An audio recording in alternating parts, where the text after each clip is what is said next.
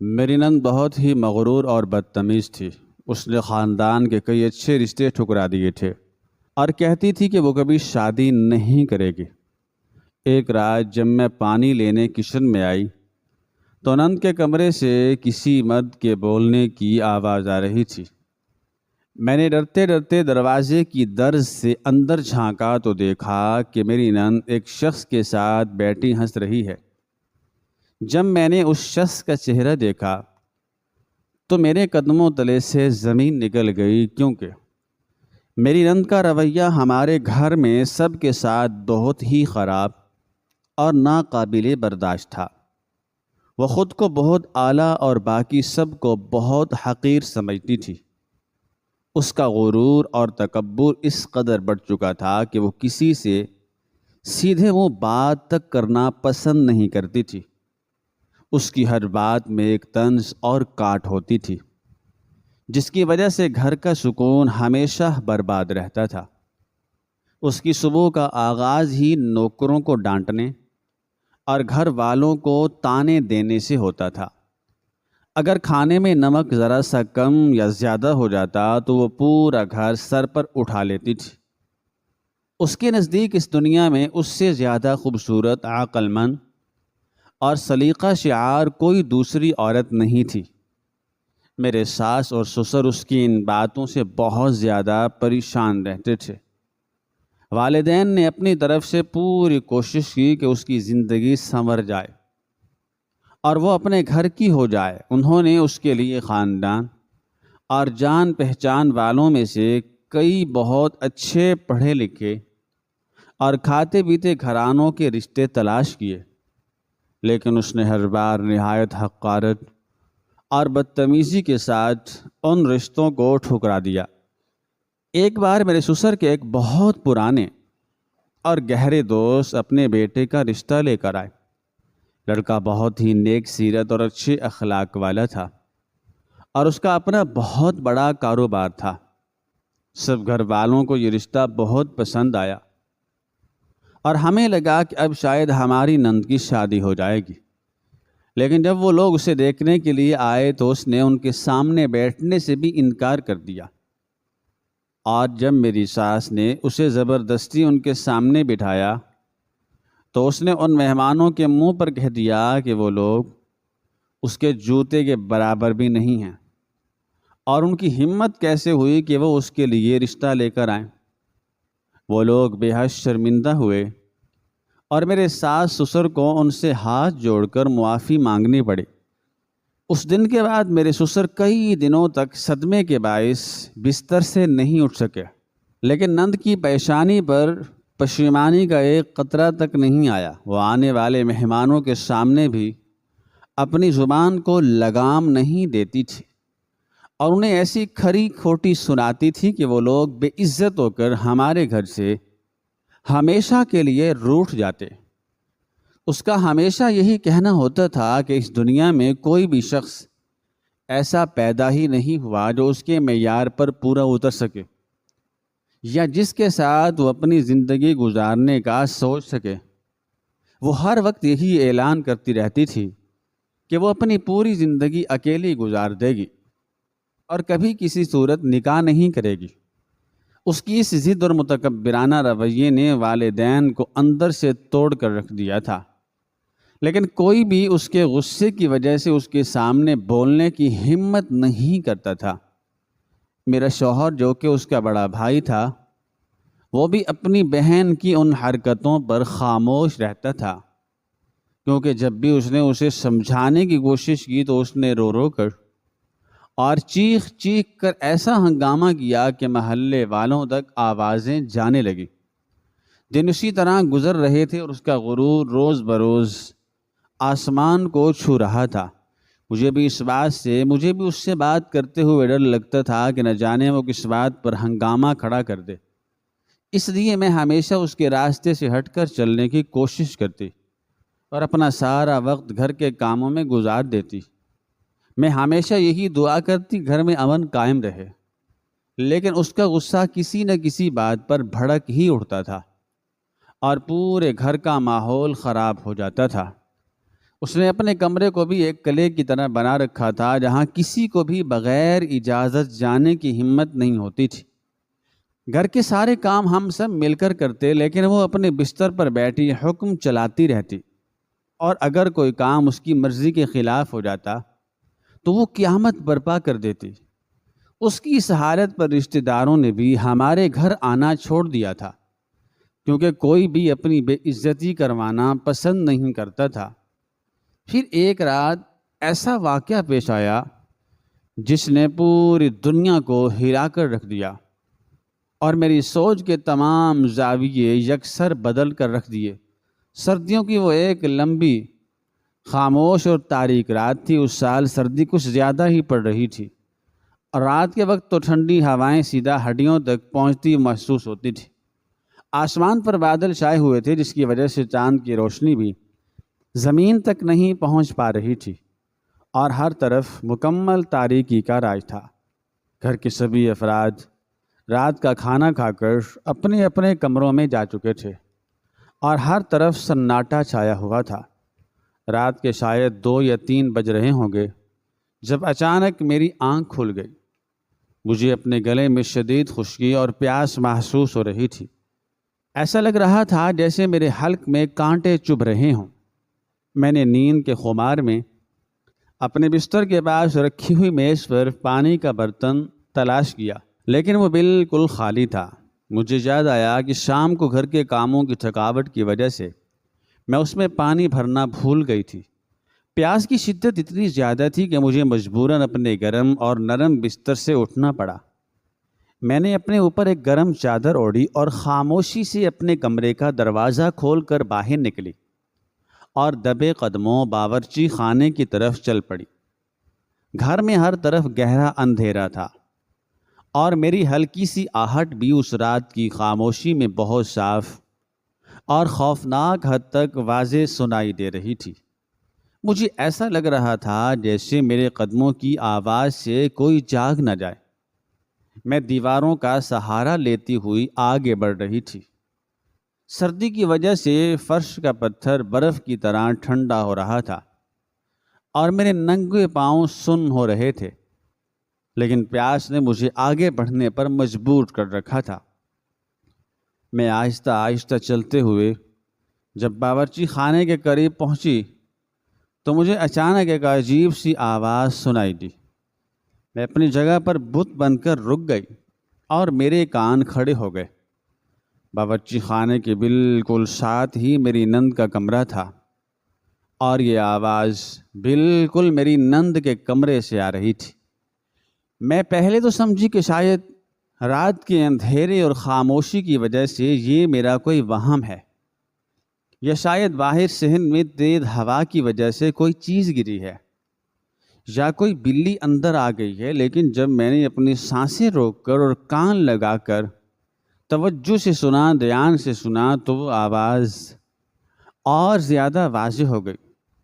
وہ کسی مرد کے بولنے کی بھاری اور کھردری آواز تھی، جو نہایت دھیمے لہجے میں کچھ کہہ رہا تھا۔ رات کے اس پہر جب گھر کے سبھی دروازے باہر سے مضبوطی سے بند تھے، اور 4 دیواری اتنی اونچی تھی کہ کوئی پرندہ بھی پر نہیں مار سکتا تھا، ایسے میں ایک جوان اور کنواری نند کے کمرے سے کسی غیر مرد کی آواز سن کر میرے رونگٹے کھڑے ہو گئے۔ میرے ذہن میں ہزاروں وسوسے اور خوفناک خیالات آنے لگے۔ میرا دل اتنی تیزی سے دھڑکنے لگا کہ مجھے لگا کہ شاید اس کی دھڑکن کی آواز باہر صحن تک جا رہی ہے اور کوئی سن لے گا۔ خوف اور پریشانی کے مارے میرے قدم وہیں زمین پر جم گئے۔ مجھے کچھ سمجھ نہیں آ رہا تھا کہ میں کیا کروں۔ کیا میں واپس اپنے کمرے میں چلی جاؤں اور اپنے شوہر کو جگا کر اسے سب بتاؤں، یا خود جا کر دیکھوں کہ اندر کیا ماجرا ہے؟ میرے اندر کا ڈر مجھے مسلسل پیچھے ہٹنے کا کہہ رہا تھا، لیکن میرا تجسس مجھے آگے بڑھنے پر مجبور کر رہا تھا۔ میں سوچ رہی تھی کہ کہیں کوئی چور یا ڈاکو تو گھر میں نہیں گھس آیا جو میری نند کو نقصان پہنچانے کی کوشش کر رہا ہو، اس نے اسے یرغمال بنا لیا ہو۔ یہ خیال آتے ہی میری گھبراہٹ میں مزید اضافہ ہو گیا۔ اور میرے ماتھے پر سردی کے باوجود پسینے کے قطرے نمودار ہو گئے۔ میں نے دل ہی دل میں خدا کا نام لیا اور اپنی تمام تر ہمت جمع کر کے بالکل بے آواز قدموں کے ساتھ اس کے کمرے کے بند دروازے کے بالکل قریب پہنچ گئی۔ دروازہ اندر سے مضبوطی سے بند تھا اور باہر راہداری میں بالکل اندھیرا تھا، لیکن اس کے لکڑی کے پٹوں کے بیچ میں ایک نہایت معمولی سی درز موجود تھی، جس سے اندر جلنے والے چراغ کی ہلکی سی زرد روشنی باہر کی تاریکی میں آ رہی تھی۔ میں نے ڈرتے ڈرتے اپنے کامتے ہوئے وجود اور خشک ہوتے ہوئے ہونٹوں کے ساتھ اس درز سے اندر جھانکنے کی کوشش کی۔ میرا سارا جسم سردی اور نامعلوم خوف کی وجہ سے تھر تھر کانپ رہا تھا۔ میں نے ایک آنکھ بند کی اور دوسری آنکھ اس درز کے بالکل قریب کر دی۔ اندر کا منظر دیکھ کر میری آنکھوں پر مجھے بالکل یقین نہیں آیا اور میرا سانس جیسے میرے سینے میں ہی اٹک کر رہ گیا۔ میں نے جو کچھ دیکھا وہ میری سوچ اور میرے گمان سے بھی بہت پرے تھا۔ میری وہ مغرور نن جو کسی سے سیدھے منہ تک بات نہیں کرتی تھی، جس نے خاندانی رشتوں کو نہایت حقارت سے ٹھکرایا تھا اور جس نے ساری زندگی شادی نہ کرنے کی قسم کھا رکھی تھی، جو گھر میں سب کے ساتھ حاکموں جیسا سلوک کرتی تھی اور کسی غریب یا کم حیثیت والے انسان کو انسان ہی نہیں سمجھتی تھی، وہ اس وقت فرش پر بچھی ہوئی ایک عام سی چٹائی پر ایک شخص کے بالکل قریب بیٹھی نہایت بے تکلفی اور اپنائیت سے مسکرا رہی تھی۔ اس کے چہرے پر غرور اور تکبر کا نام و نشان تک نہیں تھا، بلکہ اس کی جگہ ایک عجیب سی نرمی اور شرم و حیا نے لے رکھی تھی، جو میں نے آج تک اس کے چہرے پر کبھی نہیں دیکھی تھی۔ وہ دونوں آپس میں نہایت دھیمی آواز میں کوئی بات کر کے ہنس رہے تھے، جیسے وہ ایک دوسرے کو بہت عرصے سے جانتے ہوں اور ان کے درمیان کوئی راز ہو۔ وہ شخص اس کی طرف پیٹ کر کے بیٹھا ہوا تھا، اس لیے مجھے اس کا چہرہ بالکل نظر نہیں آ رہا تھا، صرف اس کے چوڑے کندھے اور سر کے بکھرے ہوئے بال دکھائی دے رہے تھے۔ اس شخص کا لباس بھی کوئی بہت زیادہ قیمتی یا شاندار نہیں لگ رہا تھا، بلکہ وہ ایک نہایت عام سا سوتی لباس تھا جو جگہ جگہ سے گھسا ہوا محسوس ہو رہا تھا، اور اس کے کاندھے پر ایک پرانی سی شال رکھی ہوئی تھی۔ میں حیرت اور صدمے اور شدید خوف کے ملے جلے جذبات کے ساتھ وہیں دروازے کے ساتھ لگی کھڑی رہی۔ میرا دماغ مکمل طور پر سن ہو چکا تھا اور میں یہ سمجھنے سے بالکل قاصر تھی کہ یہ سب کیا ہو رہا ہے، یہ شخص کون ہے، رات کے اس پہر اس بند کمرے میں کیسے آیا، اور میری مونن جسے اپنے حسن، اپنی دولت اور اپنے مرتبے پر اس قدر غرور تھا، وہ اس عام سے شخص کے سامنے اتنی بے تکلفی اور اپنائیت سے کیسے بیٹھی ہوئی ہے؟ کیا یہ سب کوئی خواب ہے یا کوئی جادو ہے جو میری آنکھوں کو دھوکہ دے رہا ہے؟ میں اپنی جگہ سے ہلنے کے قابل بھی نہیں رہی تھی۔ میری ٹانگوں میں جیسے جان ہی نہیں بچی تھی کہ میں وہاں سے بھاگ کر کسی دوسرے کو بلا سکوں۔ میں بس وہاں کھڑی یہ سب دیکھ رہی تھی اور میرے دماغ میں سوالوں کا ایک طوفان برپا تھا۔ میرا دل چاہ رہا تھا کہ میں چیخ مار کر سب کو جگا دوں، لیکن میری آواز میرے گلے میں ہی گھٹ کر رہ گئی تھی۔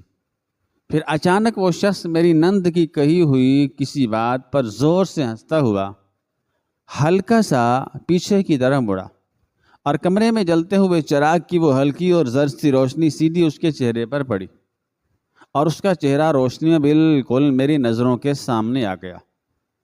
جب میں نے اس شخص کا چہرہ واضح طور پر دیکھا تو میرے قدموں سے زمین نکل گئی، کیونکہ وہ شخص کوئی اور نہیں بلکہ ہمارے گھر کا پرانا اور غریب ملازم اسلم تھا، جو پچھلے کئی سالوں سے ہمارے گھر کی گاڑیاں چلا رہا تھا اور جس کی تنخواہ مشکل چند ہزار روپے ماہوار تھی۔ اسے اپنے سامنے دیکھ کر میرے حواس جواب دے گئے اور مجھے لگا جیسے میرے دماغ کی رگیں پھٹ جائیں گی۔ میری وہ نن جو کسی بڑے سے بڑے جاگیردار اور تاجر کو بھی اپنے جوتے کی نوک کے برابر نہیں سمجھتی تھی۔ وہ اس غریب اور معمولی ملازم کے سامنے بچھ بچھ جا رہی تھی۔ میں نے فوراً اپنے منہ پر سختی سے دونوں ہاتھ رکھ لیے تاکہ میری چیخ نہ نکل جائے۔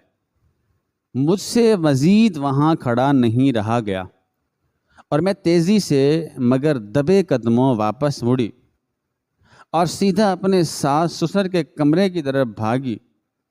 خوف اور صدمے کے مارے میرے پاؤں لڑکھڑا رہے تھے اور میرا دل اتنی زور سے دھڑک رہا تھا جیسے پسلیاں توڑ کر باہر آ جائے گا۔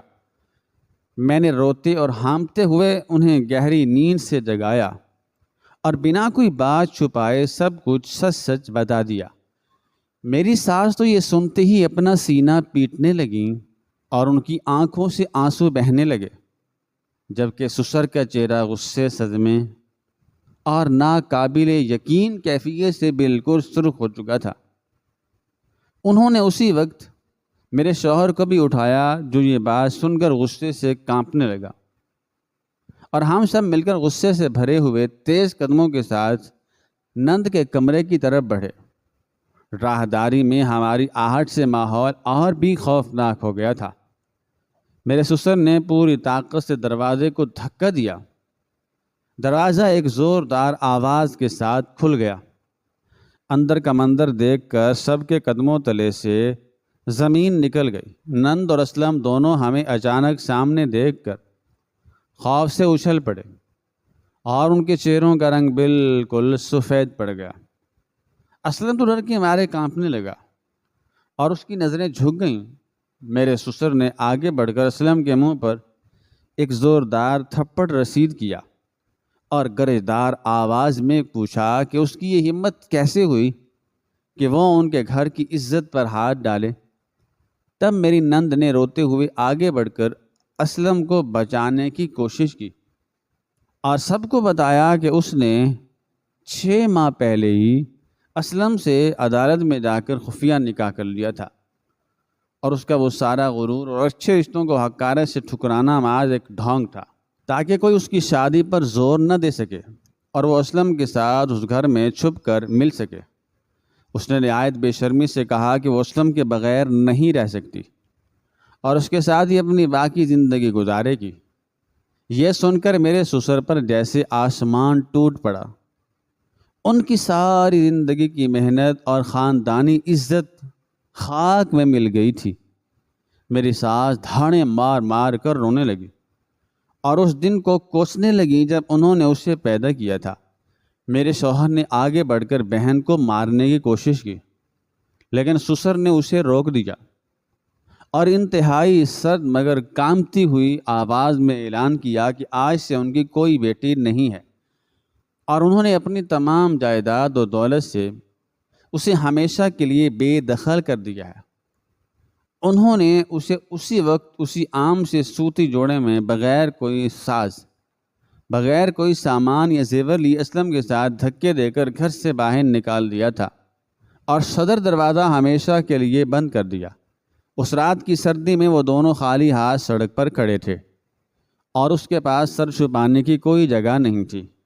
وہ جس عزت اور مرتبے پر اتراتی تھی وہ سب کچھ اسی گھر کی دہلیز کے اندر رہ گیا تھا۔